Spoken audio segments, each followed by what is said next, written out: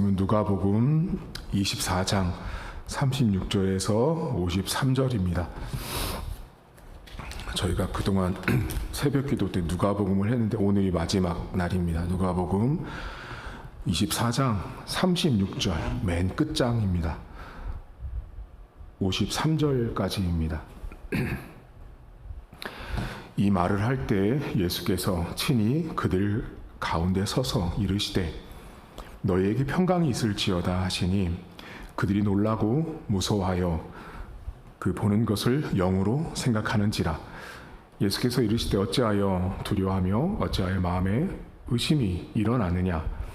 내 손과 발을 보고 나인 줄 알라. 또 나를 만져보라. 영은 살과 뼈가 없으되 너희 보는 바와 같이 나는 있느니라. 이 말씀을 하시고 손과 발을 보이시나 그들이 너무 기쁨으로 아직도 믿지 못하고 놀랍게 여길 때에 이르시되 여기 무슨 먹을 것이 있느냐 하시니 이에 구운 생선 한 토막을 드리니 받으사 그 앞에서 잡수시더라.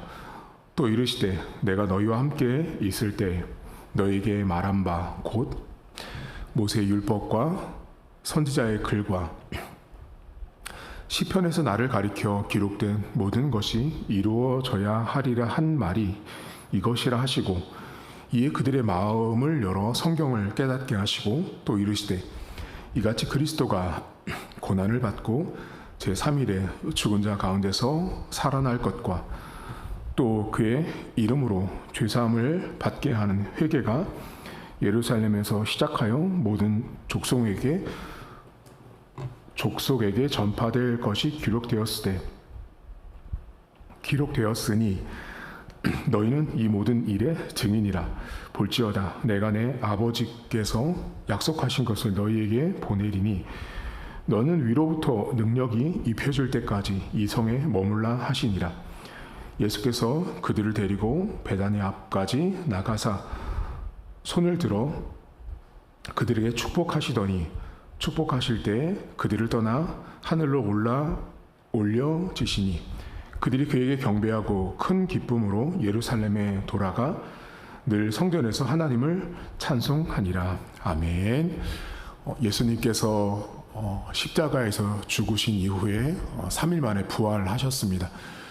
부활 이후에 이제 예수님께서 어제는 이제 엠마오로 가는 두 제자에게 나타나셨던 모습, 그리고 오늘도 여전히 예수님을 알고 있는 사람들, 또 예수님께서 만나 주셔야 할 사람들에게 나타나셔서 예수님의 그 부활이 어떤 의미를 갖고 있는지 예수님 스스로가 이제 설명을 해 주시는데, 그 전에 예수님께서 여기 이제 이 제자들을 만나러 오시고 나서 첫 번째 말씀이 너희에게 평강이 있을지어다 라는 말씀을 하세요.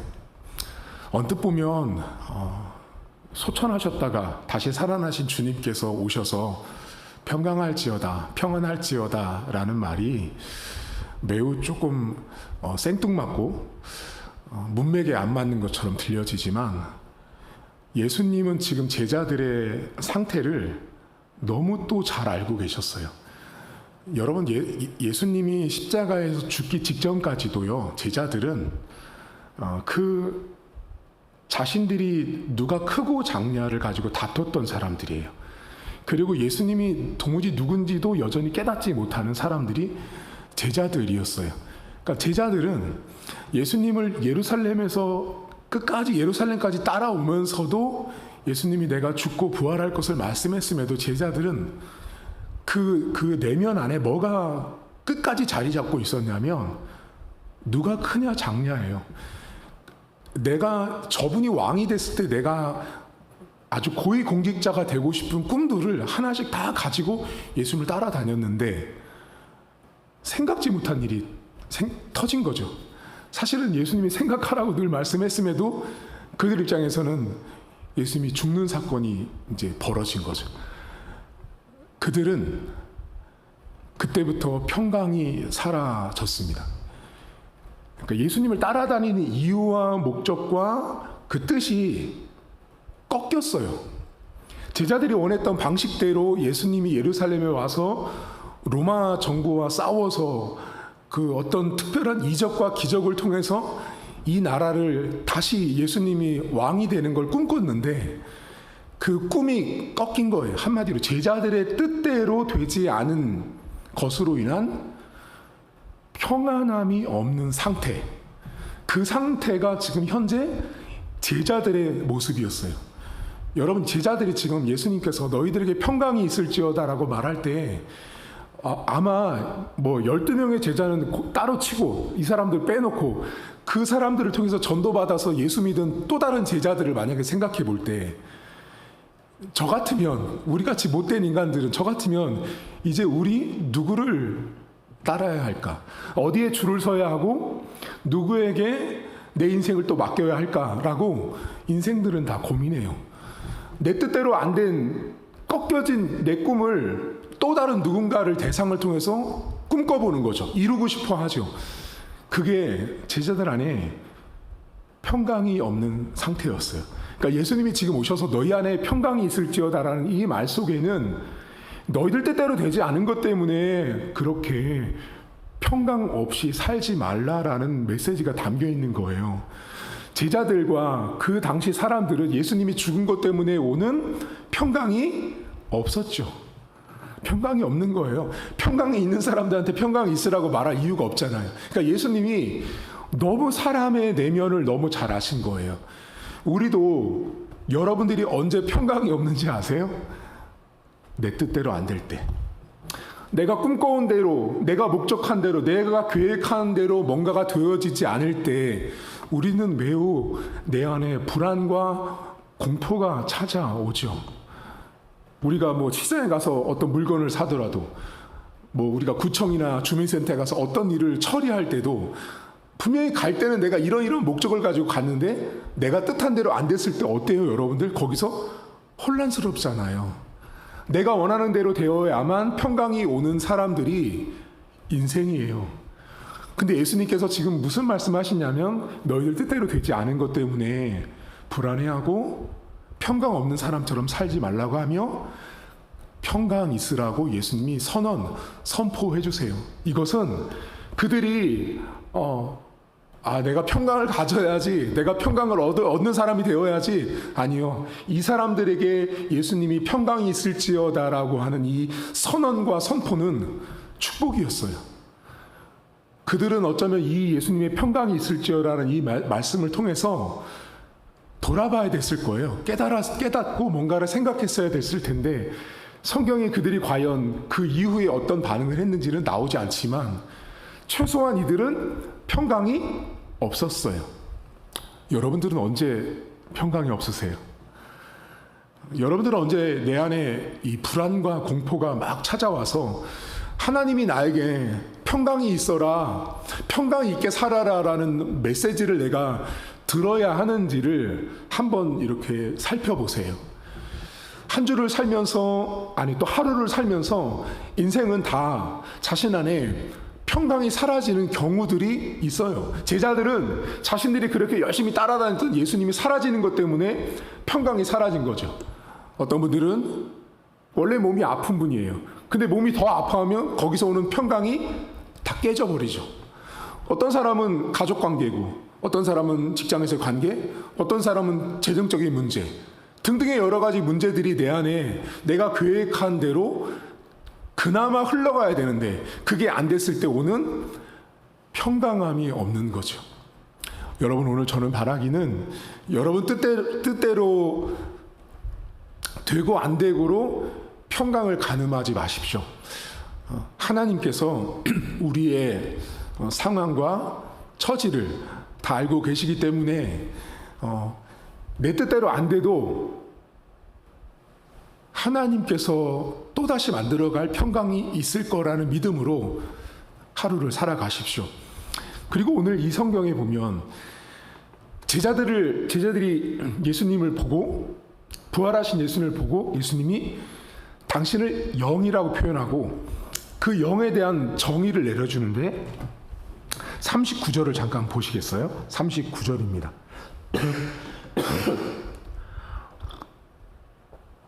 39절에 보시면 내 손과 발을 보고 나인 줄 알라. 또 나를 만져보라. 자, 영은 여기가 중요한데요. 살과 뼈가 없으되 너희 보는 바와 같이 나는 있다, 나는 존재한다 라고 말씀하세요. 여러분, 영은요 살과 뼈가 없어요. 다시 말하면 사람의 눈에 안 보인다고요. 그러니까 하나님과 예수님은 우리 눈에 보이지 않아요. 그러니까 기독교인들 가운데 내가 기독교인으로 살아가면서 자꾸만 뭔가를 보려고 하는 사람들이 있어요. 신앙생활을 하면서 뭔가 보려고 환상을 보고 싶어하고, 또 꿈에서도 뭔가를 보고 싶어하고, 현실 속에서도 뭔가 내가 남들이 경험하지 못한 뭔가를 보고 싶어하거든요. 자꾸만 여러분 보려고 하는 순간부터 그 신앙이 위험해져요. 예수님 말씀하시잖아요. 나는 영이기 때문에 살도 뼈도 없는 존재라는 걸 딱 정의 내려주세요. 그럼 여러분들이 정말로 목사님 주님을 보고 싶습니다라고 할 때 그 주님의 뼈와 그 주님의 살을 보고 싶을 때 하나님이 유일하게 우리 인생들에게 당신의 이것이 살이고 이것이 뼈고 이것이 당신이고 나는 있다라고 하고 알려주는 것이 바로 여러분들이 매주마다 들고 다니시는 성경입니다. 성경은 살이고 뼈입니다. 다시, 성경책은 살이면서 뼈입니다. 성경은 하나님의 살과 뼈로 기록된 성경 말씀, 즉 인간의 눈에 보여지는 하나님이라는 거죠. 여러분, 이것이요, 내가 이 성경을 보면서 이 성경책이 하나님의 살과 뼈라는 것이 인식되고 깨달아지는 거 결코 단순한 문제가 아닙니다. 여러분, 몇 절을 보시냐면 44절과 45절을 보세요. 거기 이렇게 나옵니다. 또 이르시되 내가 너희와 함께 있을 때 너희에게 말한 바 곧 모세 율법과 선지자의 글과 시편에 나를 가리켜 기록된 모든 것이 이루어져야 하리라 한 말이 이것이라 하시고, 이에 그들의 마음을 열어 성경을 깨닫게 하세요.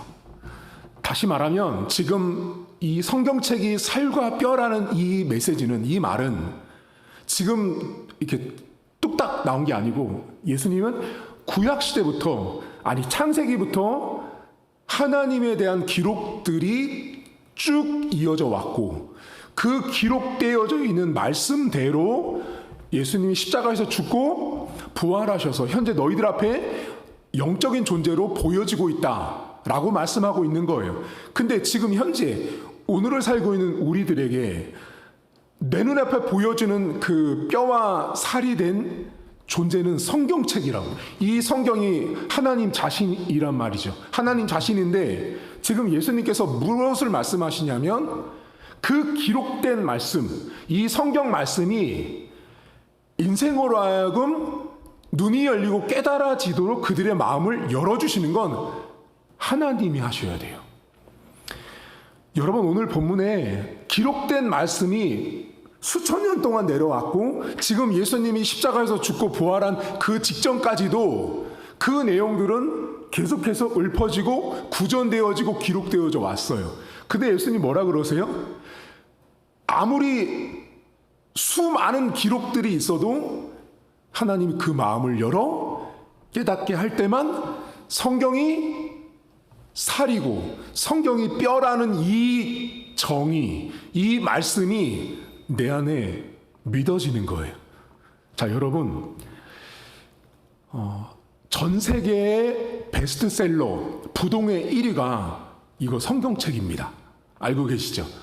전 세계에서 가장 많이 팔리는 책이 뭐냐면 성경책이에요. 성경책이 가장 많이 팔려요. 그러면 이 성경책을 많이 팔렸으면 많은 사람들이 다 가지고 있다라는 말인데, 그러면 그 성경책을 읽으면 모두가 다 깨달아지던가요? 그게 아니라고요. 그러니까 성경책을 읽는 사람들 가운데는 이 성경이 진짜인지 가짜인지, 거짓인지 참인지를 알아내려고 하는 그 근본적인 동기가 잘못된 사람들이 있는 거죠.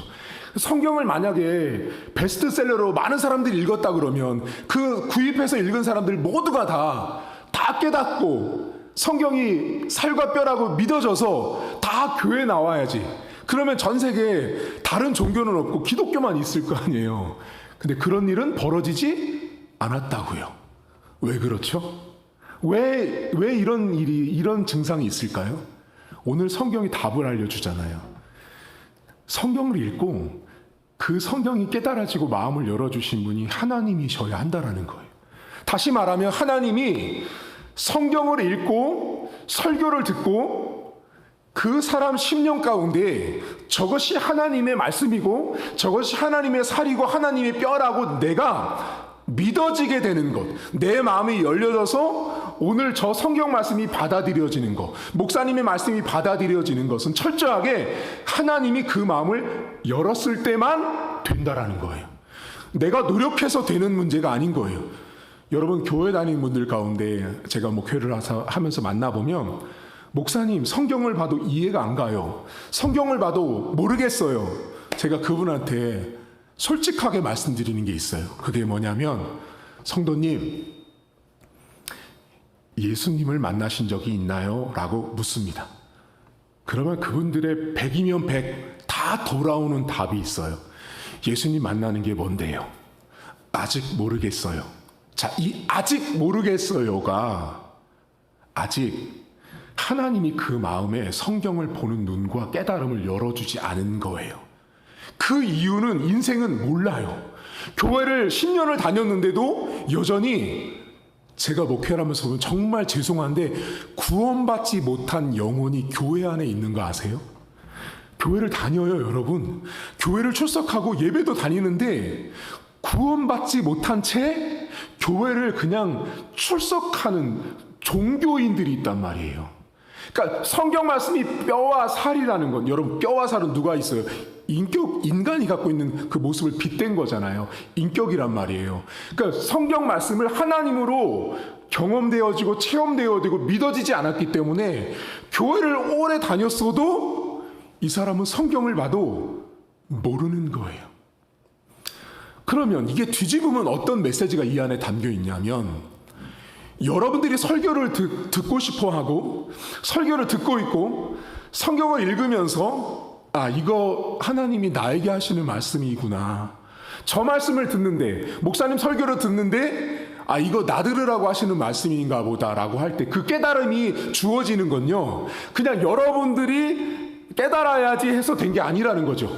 하나님이 여러분들의 마음을 열어주셨기 때문에, 하나님이 우리의 마음을 열어주셨기 때문에 성경이 뼈와 살로서 내 인생 가운데, 내 영혼 가운데 다가와지고 그걸 내가 인지하고 깨닫고 아멘하는 거예요. 여러분들의 마음을 하나님이 열어주셨는지 안 열어주셨는지는 가장 간단하게 알 수 있는 방법이 있어요. 여러분들이 설교를 들을 때, 여러분들이 말씀을 읽을 때 저 말씀이 오늘도 하나님이 아, 나에게 뭔가를 하시고 있구나. 맞아. 아멘. 내가 깨달아지잖아요. 그건 여러분들의 하나님이 마음이 열려지게 하신 거예요. 여러분, 성경은 내가 연구하고 많이 읽는다고 깨달아지는 게 아닙니다. 하나님이 사람의 마음을 열어주시는 작정과 섭리와 선택이라고 하는 그 신학적인 교리가 포함되어 있어요.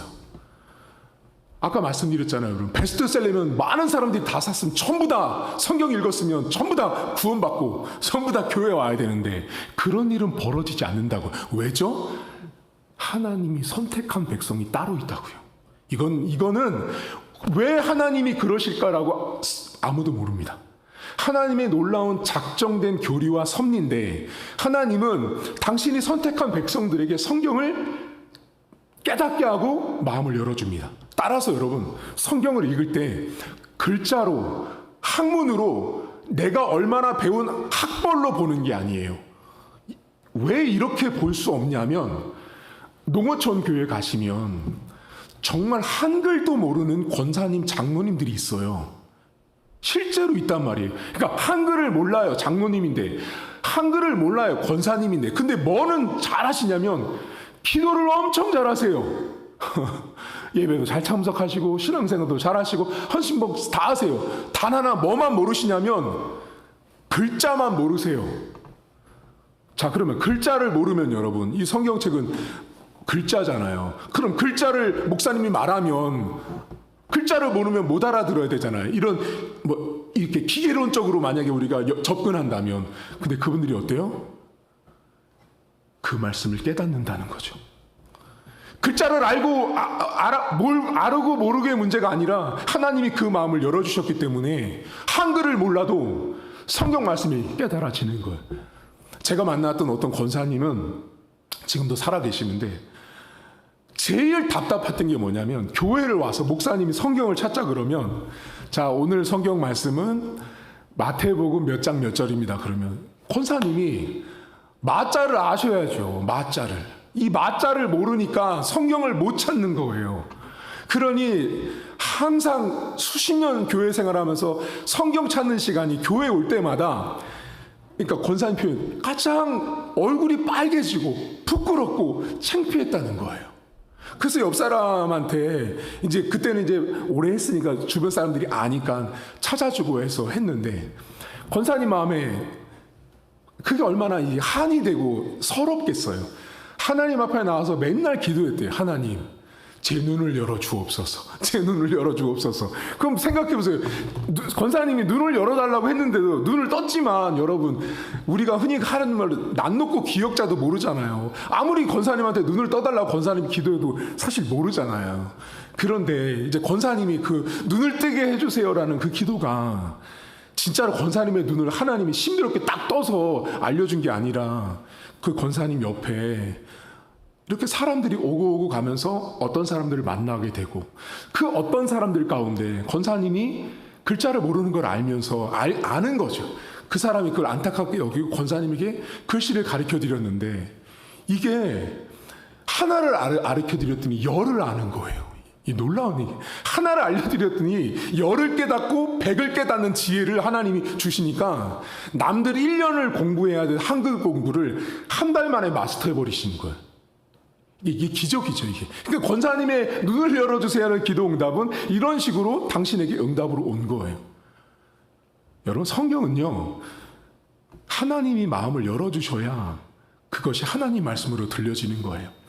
여러분들이 지금 새벽 설교 듣고 계시잖아요. 우리 성도님 새벽 설교 듣고 계시고 주일마다 오셔서 설교를 듣잖아요. 설교를 들을 때 여러분 안에 깨달아지는 건요, 기적이에요. 여러분들은 되게 단순하게 그냥 가볍게 여길 수 있지만, 내가 성경을 보면서 깨닫고 인지하고 이건 하나님의 말씀이라고, 저건 하나님의 뼈와 살이라고 내가 받아들이는 것은 인간적으로 노력해서 되는 문제가 절대로 아니라는 거예요. 오늘도 지금도 설교를 들으시면서 제 설교가 목소리와 글자가 아니라 하나님의 말씀으로 들려지잖아요. 여러분 100% 하나님이 여러분 마음을 열어주신 분들이세요.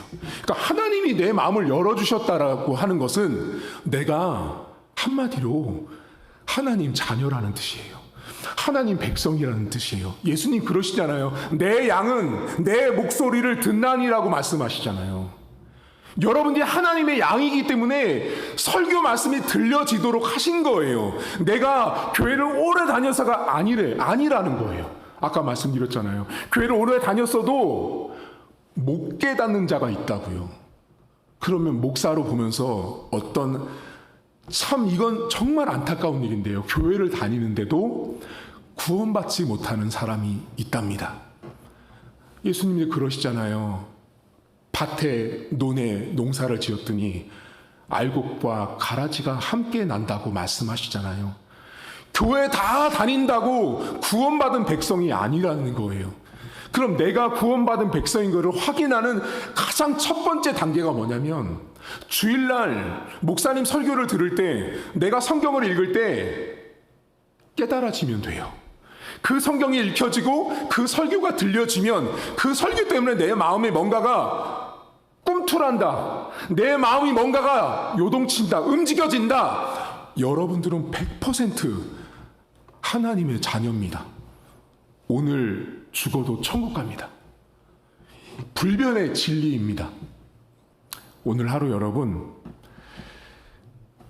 내가 의도한 대로, 목적한 대로 안 돼서 오는 평강 없는 삶을 살지 마십시오. 제자들은 예수님을 열심히 따라다녔지만 그 예수님 사라지자 평강이 없어졌고 불안했어요. 베드로처럼 너도 같은 도당이고 같이 예수님 따라다녔던 사람들이라고 사람들이 고발하면 당장이라도 잡혀갈 그런 상황이 제자들의 모습이었기 때문에 그들에게는 평강이 존재할 수 없었어요. 출발은 하나였습니다. 자신들이 목적한 대로 예수님을 이용하길 원했지만 안 됐잖아요. 오늘 여러분들은 어떤 목적과 뜻을 갖고 계십니까? 그때 될 수도 있고 안 될 수도 있어요. 그것 때문에 여러분들 안에 평강이 소실되거나 소멸되거나 사라지지 않도록 경계하십시오. 나의 평강과 나의 평안함은 하나님과 관련되어 있다는 항상 믿음으로 붙들고 사셔야 돼요. 내가 원하는 목적대로 안 됐으니까 난 불안해, 걱정돼가 아니라 하나님 한 분을 바라보시면 비록 내가 원했던 대로 안 돼도 다른 방법으로 그 일이 되게 하시는 하나님도 보는 게 그게 믿음의 백성인 것입니다. 두 번째로 기록된 하나님의 말씀은 뼈와 살입니다. 그리고 내 마음을 열어 깨닫게 하시는 분도 하나님이라는 사실을 기억하시고 여러분들이 설교가 들려지고 설교 가운데 내 심령 가운데 뭔가가 요동치고 꿈틀거리고 반응하고 내 안에 뭔가 그렇지 이렇게 오늘도 하루를 시작해야지라는 마음이 든다면 여러분들은 누가 뭐라 그래도 하나님의 자녀입니다. 그것이 신앙생활을 한 달 했든 50년 한 것과 시간과 상관없이 내가 장로권사 집사라는 직분과 상관없이 내가 하나님의 말씀이 들려지고 하나님의 말씀이 깨달아지고 아멘 되어지면 여러분들은 하나님이 여러분의 마음을 이미 활짝 열어놓으신 분들입니다. 내가 하나님의 자녀란 사실을 믿고 내가 성경이 들려지고 깨달아지고 아멘 되어졌다면 오늘도 당당하게 살아가십시오. 그렇구나, 내가 하나님의 자녀로 오늘을 출발하도록 하셨다라는 그 믿음으로 오늘 하루를 살아갈 수 있기를 주님의 이름으로 축복합니다. 하나님 아버지, 예수님께서 십자가에서 죽고 부활하신 이후에 제자들에게 나타나셔서 평강하라고 말씀하셨습니다. 사실 그들은 평강할 수 없었습니다. 자신들이 원하는 목적과 뜻대로 되어지지 않은 상황 때문에 불안했거든요. 하나님, 성도들 삶도 우리의 삶도 비슷합니다. 내가 원하는 일대로 내가 원하는 목적대로 내 신앙과 내 인생이 펼쳐지지 않을 때 우리는 불안해합니다. 기도를 몇 달째 했는데 기도를 몇 년째 했는데 응답이 오지 않아도 우리는 불안해합니다. 신앙생활을 나름대로 헌신한다고 하고 헌금도 하고 여러 가지 막 열심히 했는데도 내 안에 뭔가 변화가 없을 때 사람들은 불안해합니다. 그 모두가 다 내가 목적한 대로 신앙생활을 따라가기 때문에 그렇습니다. 하나님, 우리의 평강은 내가 노력해서 쟁취하고 얻는 것이 아닙니다.